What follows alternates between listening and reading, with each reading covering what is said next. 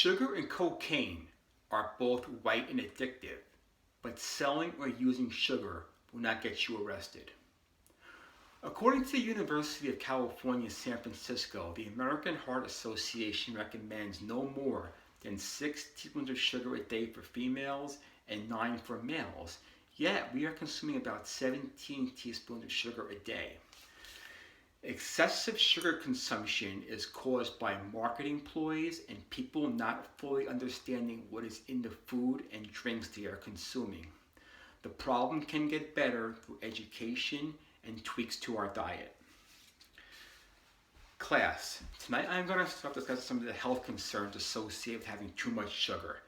I will then move on and discuss what causes us to have too much sugar or why we are consuming too much sugar. And I'm going to finish up with stuff that we can do to help the problem. According to sharecare.com, obesity is one of the biggest concerns of having too much sugar. Because what happens is if you don't burn the sugar off through the day or through exercise, it becomes body fat. Now, the next topic with the health concerns is diabetes. Diabetes is not caused by having too much sugar. It is caused by the obesity, though. As you can see, there is a link there. So next time you reach for that sugary drink or sugary snack, ask yourself this. Do you want to take insulin injections every night? Do you want to carry around a blood test with you wherever you go? And the cost of insulin is not cheap, I heard. Being I covered some of the health concerns associated with having too much sugar, I am now going to move on and discuss why we consume too much sugar. The biggest enemy there is marketing. Okay? You go into your 7-Eleven, what do you see for the soda fountain cups? 48-ounce Big Gulp. 48 ounces? That's 4 12-ounce cans of soda. That is crazy. But again, bigger makes you sell, so you buy more. Movie theaters, the large drink is not that much more than the medium drink. Again, trying to tempt you to buy more. The Union of Concerned Scientists also pointed out something that companies do. They will say, for example, have our fruit-flavored beverage. Okay, well, guess what? There's no apple in that bottle of water or seltzer. There's something in there that is making it taste like fruit, which is sugar. Author Gary Taub's book, The Case Against Sugar, also highlights an issue where companies have been doing this forever. It's nothing new. This is in the 70s, 80s, today.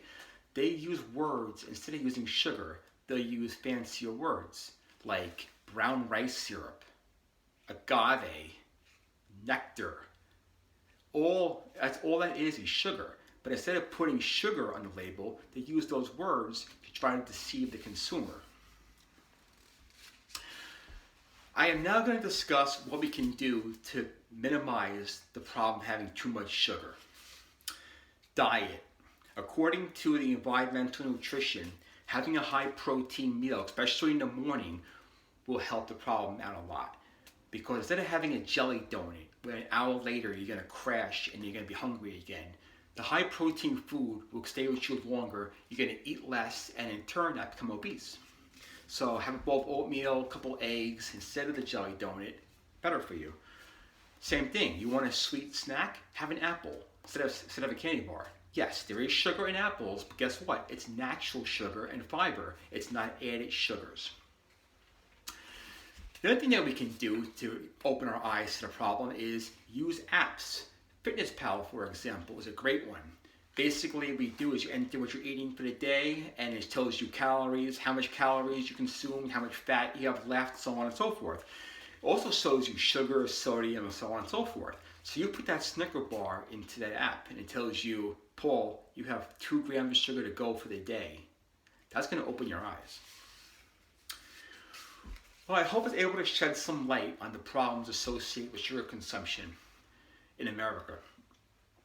As you can see, though, the problem can get better through people being better educated and using some technology. Thank you very much.